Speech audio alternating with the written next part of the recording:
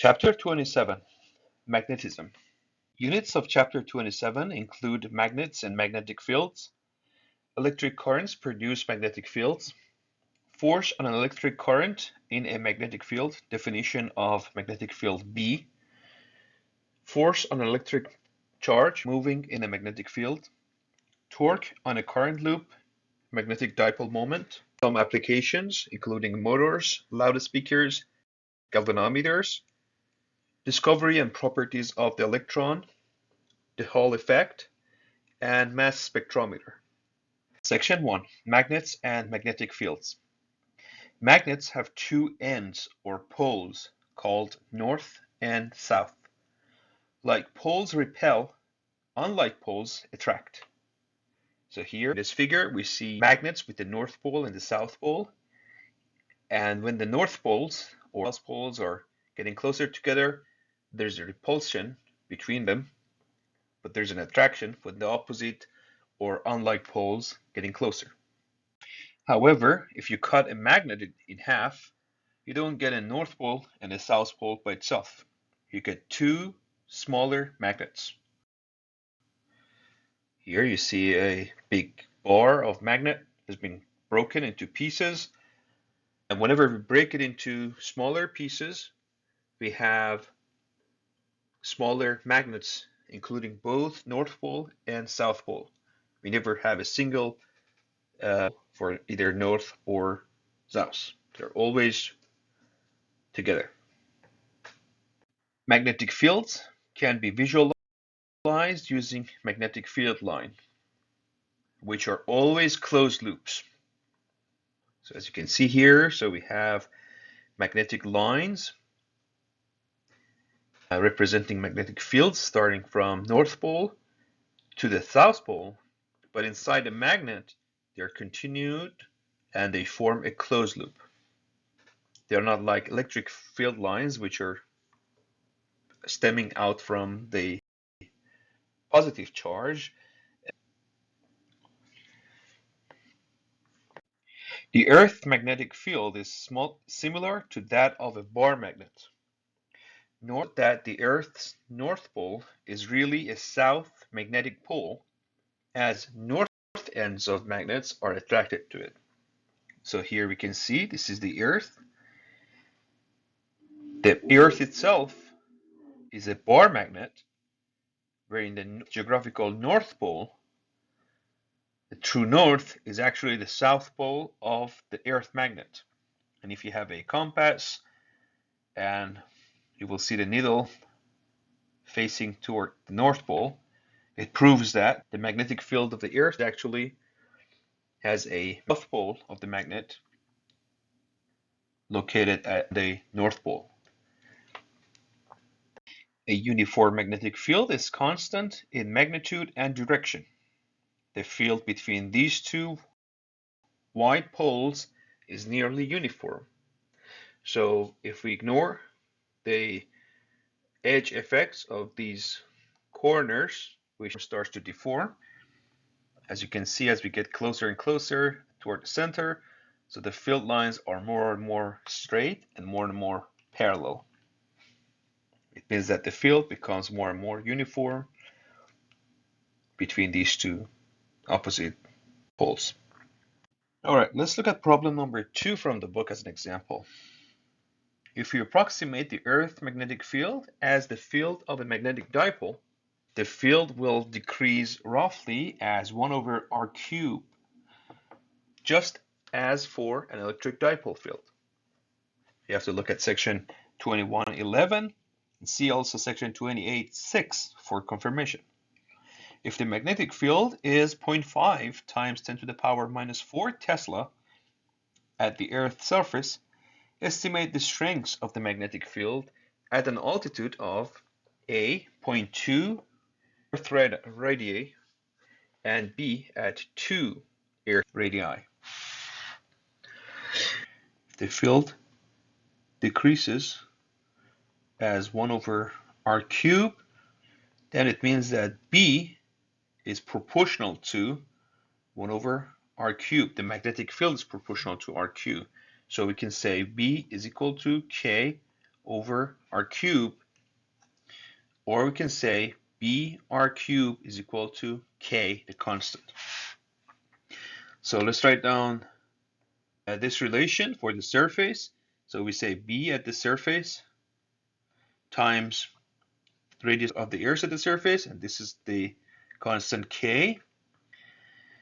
So we say at the surface we have 0.5 times 10 to the power minus 4 Tesla, and the radius at the surface is the radius of r of the earth to the power 3.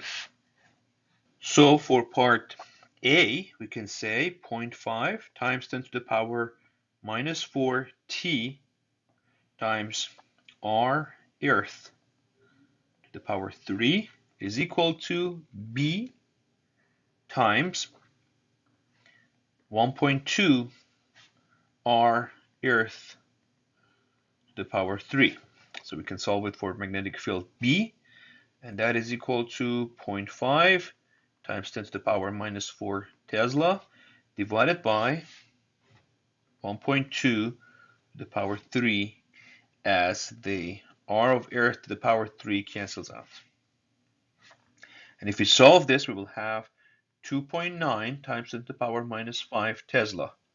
So if we go 0.2 times the earth radius, we will have the field decreased from 0.5 10 to the power minus 4 Tesla to 2.9 10 to the power minus 5 Tesla. For part B, same story. We say 0.5 times 10 to the power minus 4 Tesla times r earth to the power 3 is equal to B times 3 times the radii of earth cube. We solve it for B. We have 0.5 10 to the power minus 4 Tesla divided by 3 to the power 3, and that gives us 1.9 times 10 to the power minus 6 Tesla.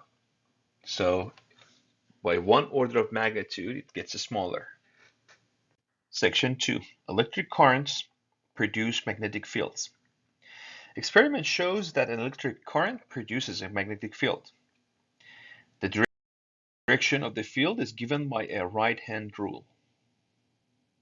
So, as we can see on the left, we have a wire carrying some currents. If you put compasses around this wire, we'll see the needle of the compass is changing direction, and it's oriented, as we can see demonstrated in the cartoon here. The lines of the field are wrapping around the wire as ruled by the right-hand rule. So if we hold our hand in a way that our thumb is aligned with the direction of the current, our fingers are curling around the wire, and they are showing the direction of the magnetic field. If we have a current loop, here we see how the field due to a current loop will be formed. The direction is again given by a right-hand rule.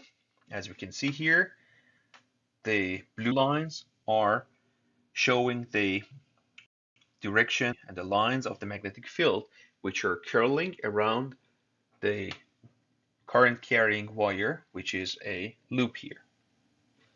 So here we can see at the center, the fields of the magnetic field are almost parallel, but as we are getting away from the center, they are curling out and they are diverging to form the bigger loop here. Section 3. Force on an electric current in a magnetic field and definition of field B. A magnet exerts a force on a current-carrying wire.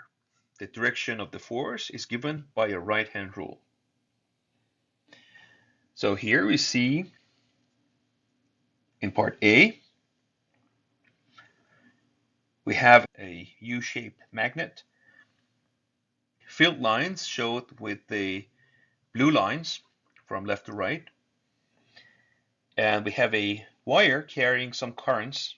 The wire is connected to the battery, so we have electrical differential potential, and the current will be from the positive terminal of the battery to the negative terminal of the battery. As we can see, this is the current. Is passing through the magnetic field. The current carrying wire will feel some forces due to the magnetic force. The direction of the force is pointing down because the current is in this direction. But in example B, the force is up because the current is in the opposite direction. The direction of the force is given again with the right-hand rule. You have to have your fingers straight toward the direction of the current. When you fold your fingers by 90 degrees, it should direct the direction of the magnetic field. In this configuration, your thumb will be showing the direction of the force. For example A, if you hold your fingers straight toward the direction of the current, as you fold your fingers toward the direction of the blue lines, your thumb will be pointing down. It means that the force is down. For example B, if you have your fingers straight toward the direction of the current, as you fold them, they should show the direction of the magnetic field with the blue lines. Your thumb is upward, so it means that the force is toward the upward direction. The force on the wire depends on the current, the length of the current, the magnetic field, and its orientation. All together, we can write down magnetic force on a current carrying wire from a magnetic field B is given by I, the current in the wire, multiplied by L, which is the length of the wire inside the magnetic field, multiplied by B, the magnitude of the magnetic field, times sine theta, and theta is the direction of the wire with respect to the magnetic field direction. This equation defines the magnetic field B in vector notation. So we say the vector force is equal to current I times the vector for the length of the wire inside the magnetic field L crossed with the magnetic vector B. So the top one is the magnitude of the force, the lower one is the magnitude and also the direction of the force.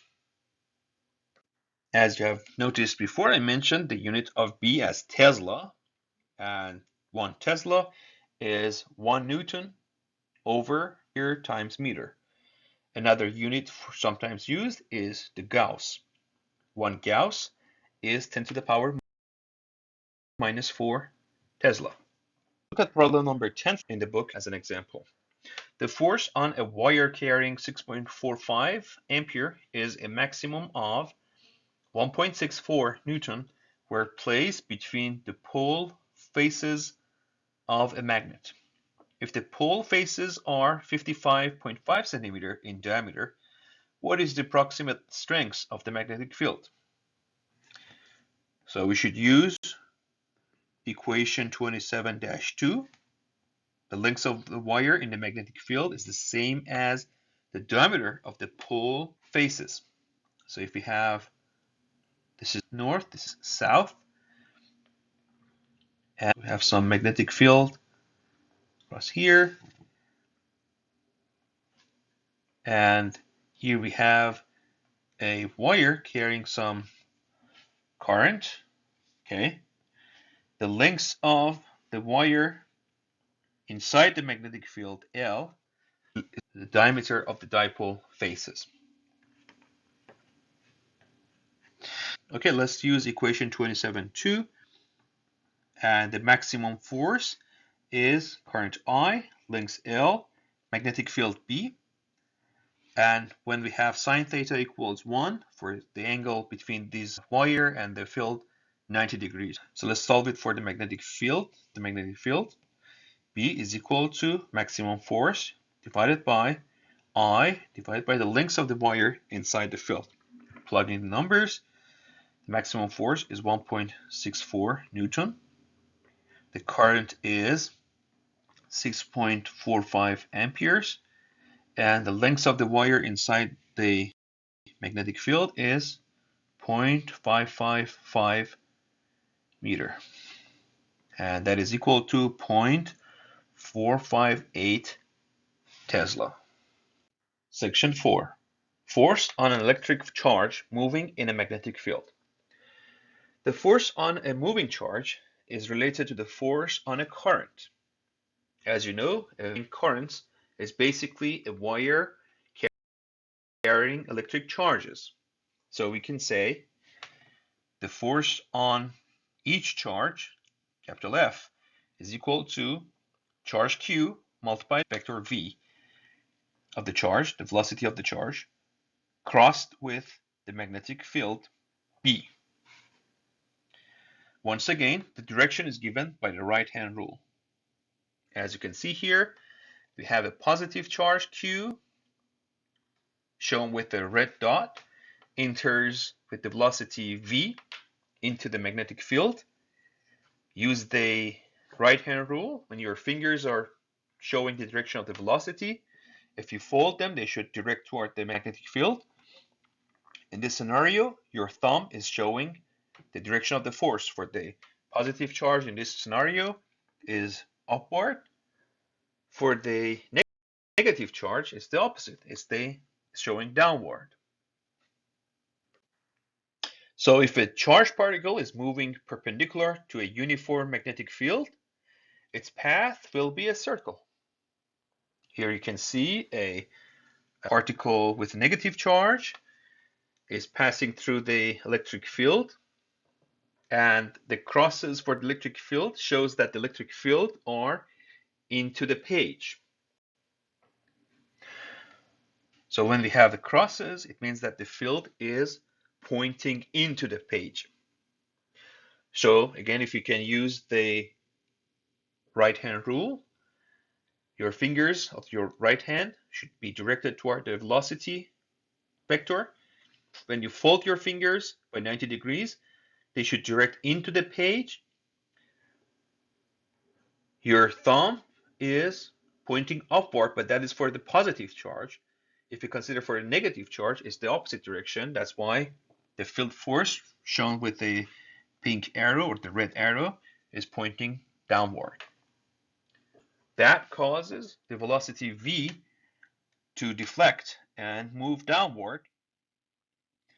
And this scenario at point P repeats at point Q, and the path of the particle, the charged particle, will form a circle.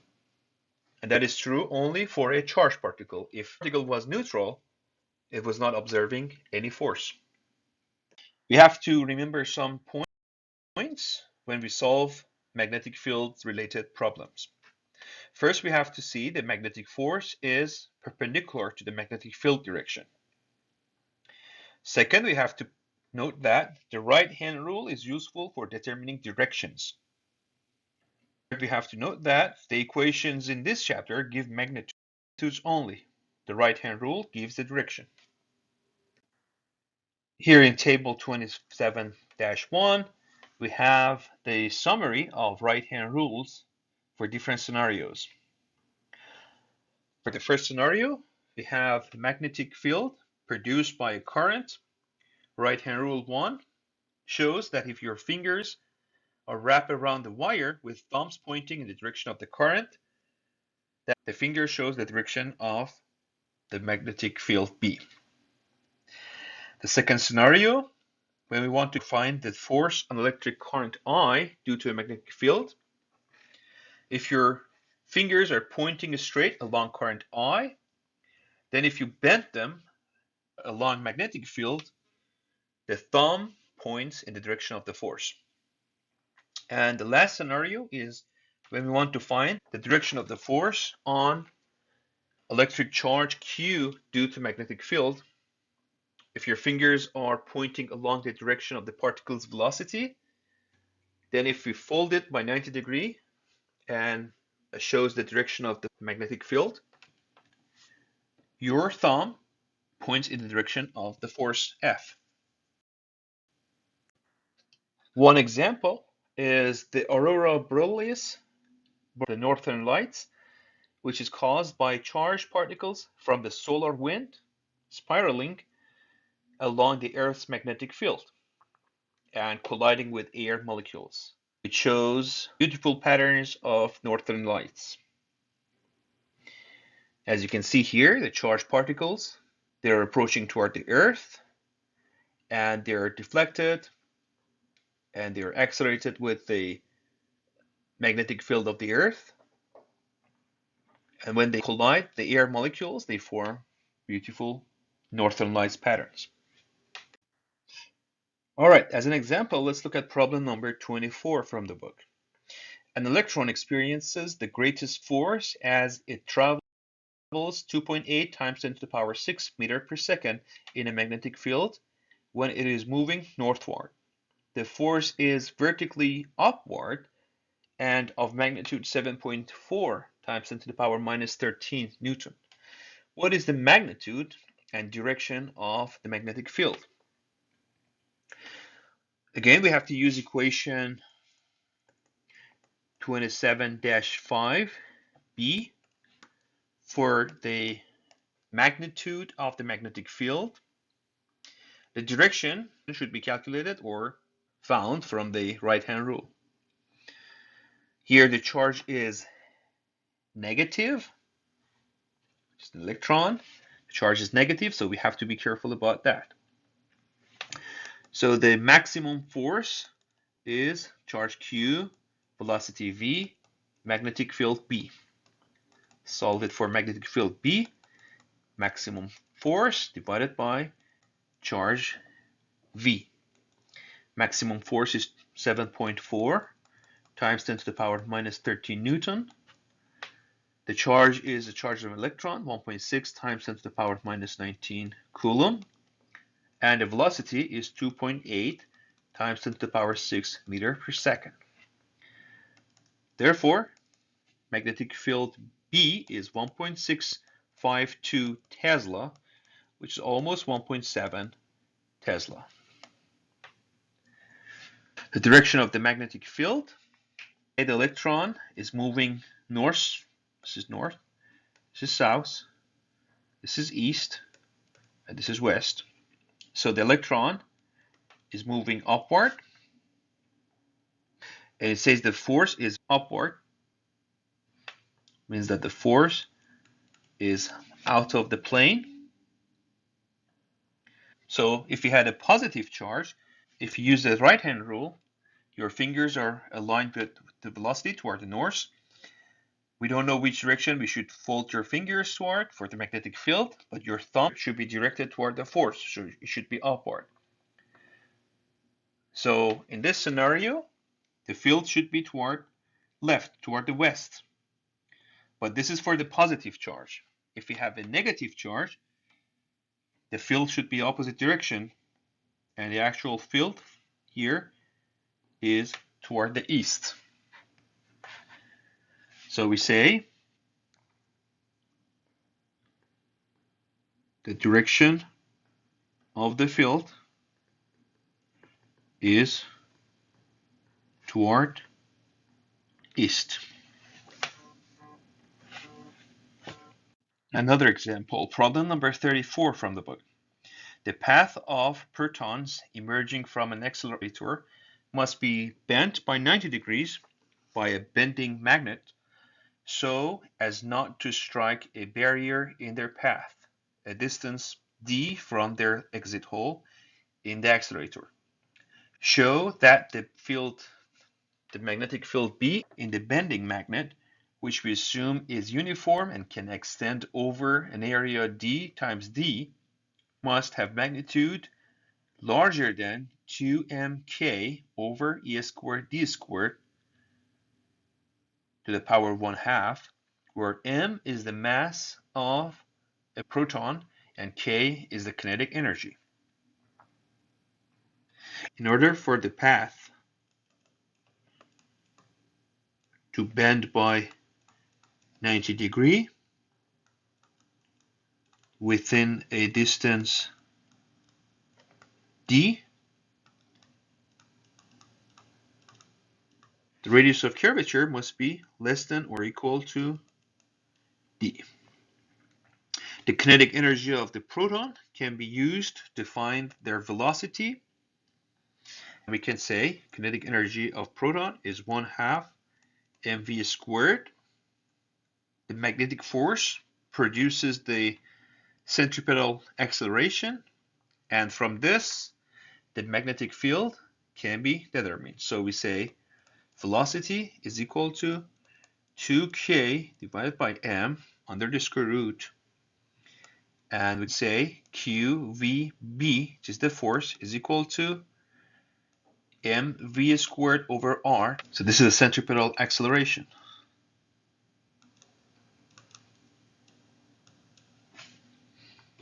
So if we solve this for b, we have mv squared over qv r. So let's plug in the velocity from this equation, and we know that the magnetic field should be larger than or equal to mv equal ed, mv over ed. So let's write down m square root of 2k plus m over ed, and that means that magnetic field should be larger than or equal to 2k m over e squared d squared, everything to the power 1/2. Section 5. Torque on a current loop. Magnetic dipole moment. The forces on opposite sides of a current loop will be equal and opposite if the field is uniform and the loop is symmetric. But there may be a torque. The magnitude of the torque is given by tau n I a b sine theta. Let's describe what's going on here. We will see a side view of a loop of current inside a uniform magnetic field from left to right, shown with blue vectors. So the current is clockwise. We see force F1 is pointing into the page. Force F2 is pointing out of the page, considering the direction of the current is upward and is downward on the left and the right of the loop. Part B is the top view of the same scenario. We see the forces are pointing upward for force 1 and pointing downward for force 2, and that causes a torque inserted into the loop. And remember that the loop here is allowed to rotate freely with the axis of rotation with these two poles here. For part C is when the loop has already started to rotating, and we have some torque inserted into this loop. The quantity NIA is called the magnetic dipole moment mu. So vector mu is N times current I times A, which is the vector from the surface of the current loop that we're considering. The potential energy of the loop depends on its orientation in the field and is defined as minus mu times B times cosine theta, and that is equal to minus vector mu dotted with vector B. Okay, as an example, let's look at problem number 42 from the book. Show that the magnetic dipole moment mu of an electron orbiting the proton nucleus of a hydrogen atom is related to the orbital momentum L of the electron by mu equals electron charge E over 2m multiplied by L, capital L, orbital momentum. The magnetic dipole moment is defined in equation 2710 as mu equals NIA. This is the magnetic dipole moment. The number of turns, N, is 1 in our case. The current is charge per second or per time. per unit time passing a given point.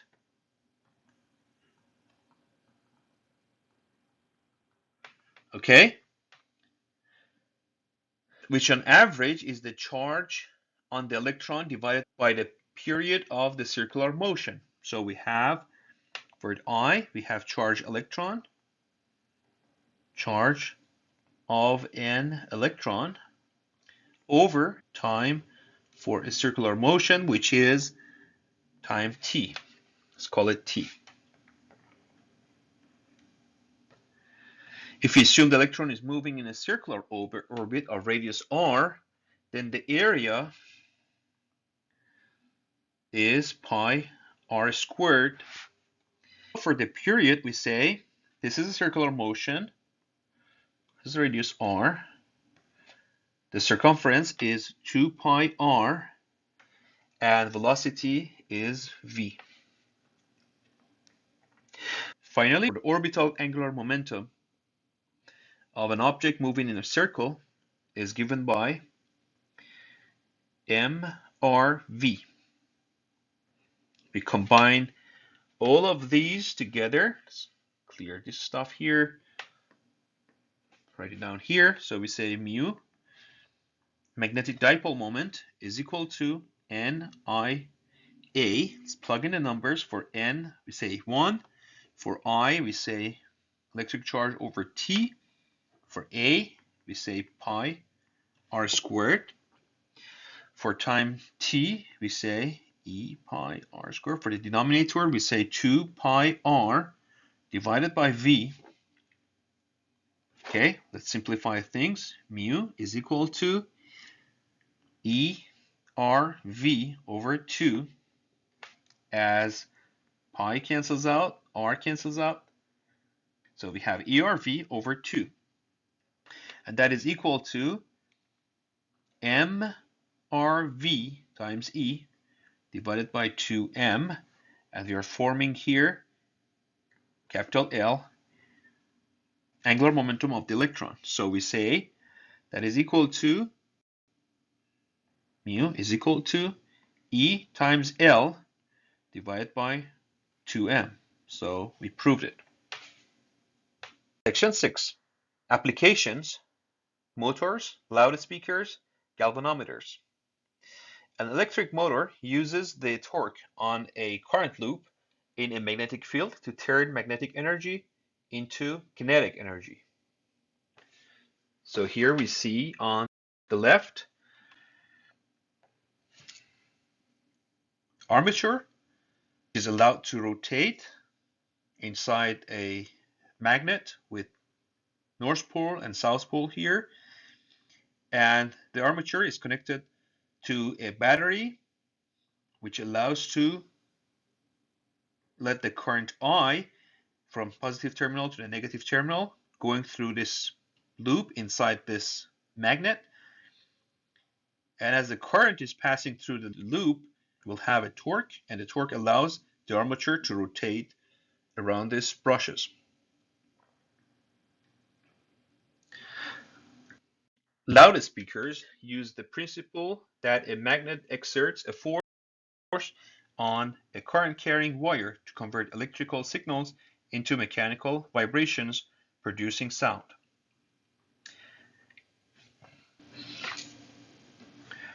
So here we have leading wires going in and out of the wire loop here inside a bunch of magnets here with south poles and north poles. And when the current is passing through these wires, the electric force will push a membrane against a rigid metal frame, and that vibrations cause different frequencies of sound being generated and being a loudspeaker. A galvanometer takes advantage of the torque on a current loop to measure current. The spring constant is calibrated so the scale reads in amperes. So here we have again another current loop, electric current loops around this wire loop here between two poles of a magnet. So if we have different currents passing through the wire, different torques will be applied, and that wire rotation causes a spring to be rotated, and the constant of the spring is in a way that allows the needle to show different numbers on the galvanometer depending on the current, the magnitude of the current passing through these wires. Let's look at problem number 46 from the book as an example. A galvanometer needle deflects full scale for a 63 microamp current. What current will give full scale deflection if the magnetic field weakens to 0.7 of its original value? So in section 27.6, we showed that the deflection of galvanometer needle is proportional to the product of the current and its magnetic field. So we say deflection of galvanometer needle is proportional to the product of the current and the magnetic field.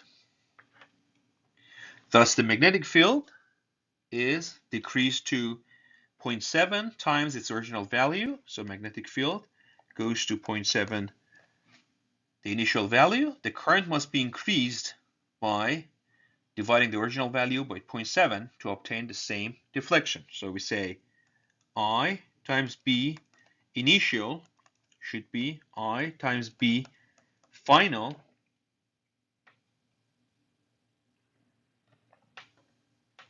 and we can solve it for final value of current as initial value of current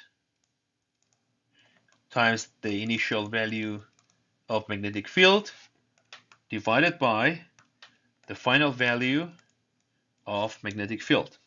Let's plug in a number.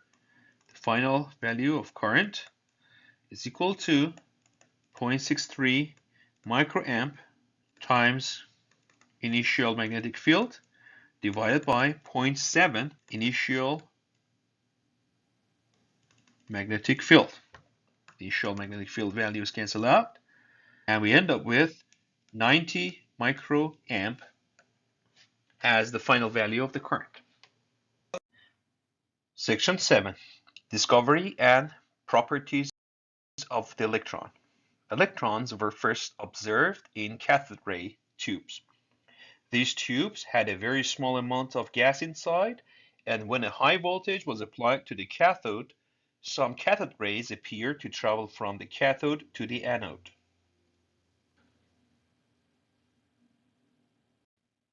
The value of E over m, the charge of an electron, over the mass of an electron for the cathode rays was measured in 1897 using the apparatus below. It was then that the rays began to be called electrons.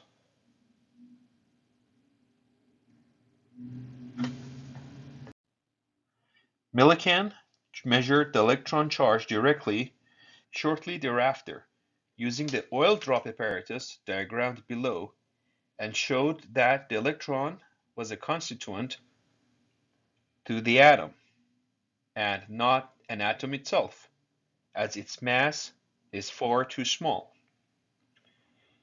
The currently accepted value for the electron mass and charge are 9.1 times 10 to the power minus 31 kilogram for the mass and 1.6 times 10 to the power minus 19 coulomb for the charge of an electron.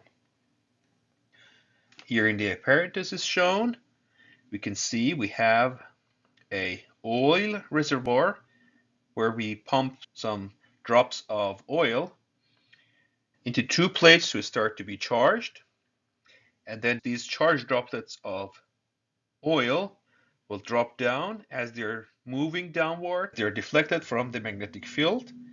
We will see the deviation and we can calculate the electric charge over the mass value. Example, let's look at problem number 50 in the book.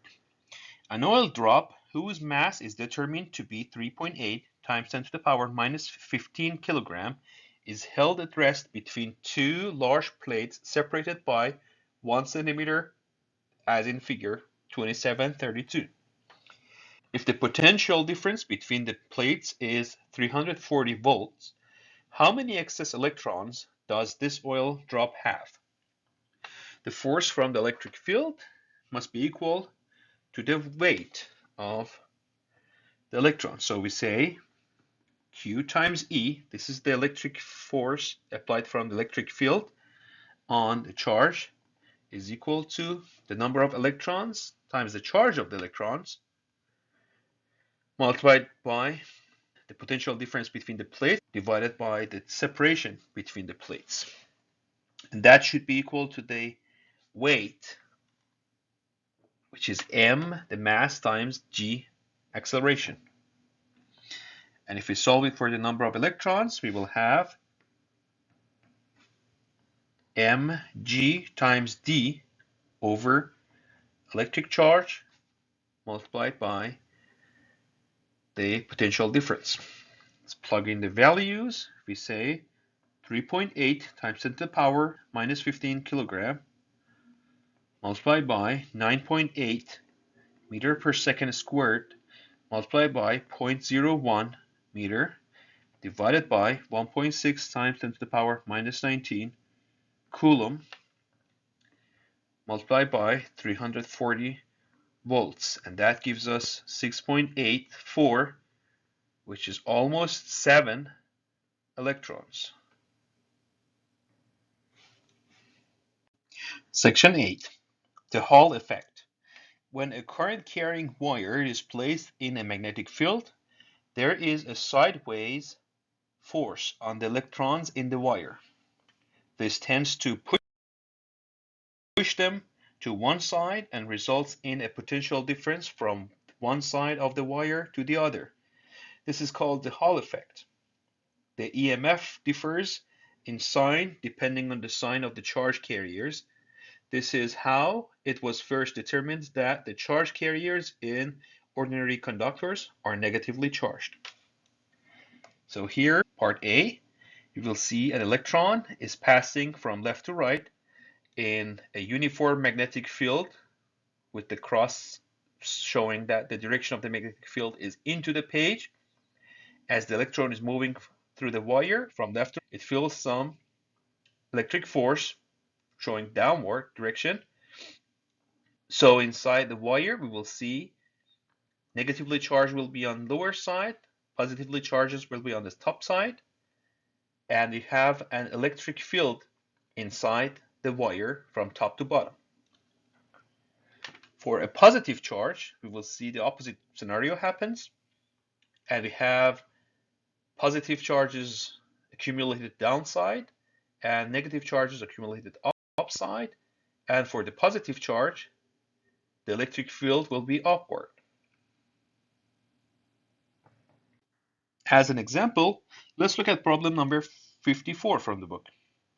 In a probe that uses the Hall effect to measure magnetic fields, a 12 ampere current passes through a 1.5 centimeter wide strip, which is equal to D in figure 2733, of sodium metal that is 1.2 millimeter thick. If the Hall EMF is 1.86 microvolt, what is the magnitude of the magnetic field? Take it perpendicular to the flat face of the strip. Assume one free electron per atom of sodium atom and take its specific gravity to be 0.971. The magnetic field is found from equation 2714. Drift velocity is given by equation 2513. And to determine the electron density, we divide the density of sodium by its atomic weight. So the density of electrons, the density of sodium divided by atomic weight of sodium. And that gives us the density of electrons. So this gives us the number of moles of sodium per cubic meter. Okay. Multiplying this result by the Avogadro's number gives us the number of sodium atoms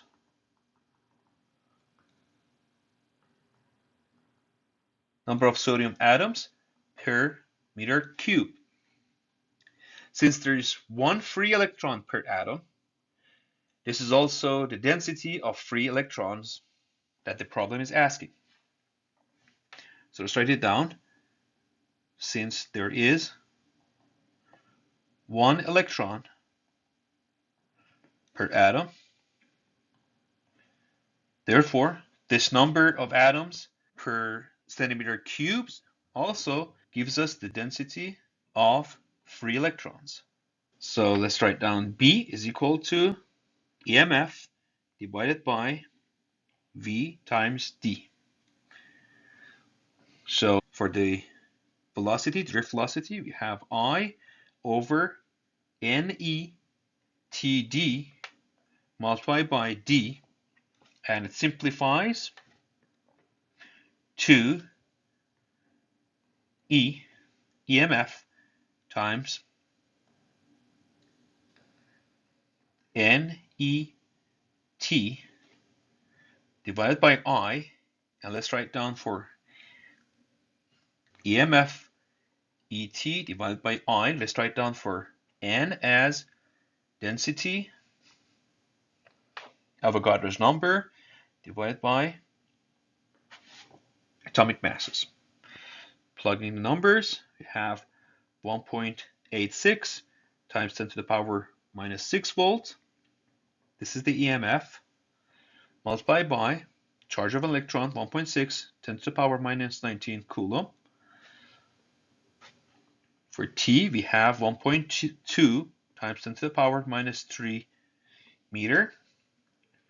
For rho, we have 0.971, 1,000 kilogram per meter cube, multiplied by 6.022 times 10 to the power 23 electron per mole. In the denominator, we have the current, 12 ampere, and for the mass, we have 0.02299 kilogram per mole. We simplify everything. For a magnetic field, we have 0.757 Tesla. Section 9. Mass spectrometer. A mass spectrometer measures the masses of atoms. If a charged particle is moving through perpendicular electric and magnetic fields, there is a particular speed at which it will not be deflected, which then allows the measurement of its mass.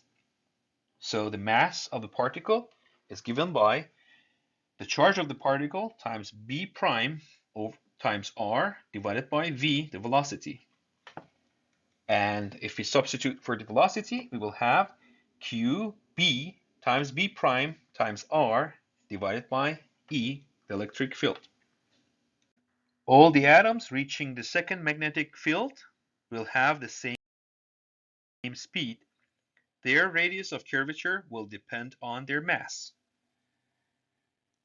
Here is a configuration for the mass spectrometer. We have different slits where the particles can enter from one side, from the top side, where we have magnetic and electric fields to deflect the particles.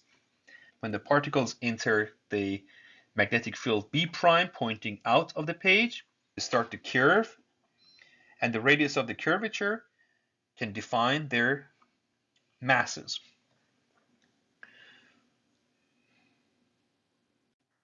Summary of Chapter 27. Magnets have north and south poles. Like poles repel, unlike poles attract. Unit of magnetic field is Tesla. Electric currents produce magnetic fields.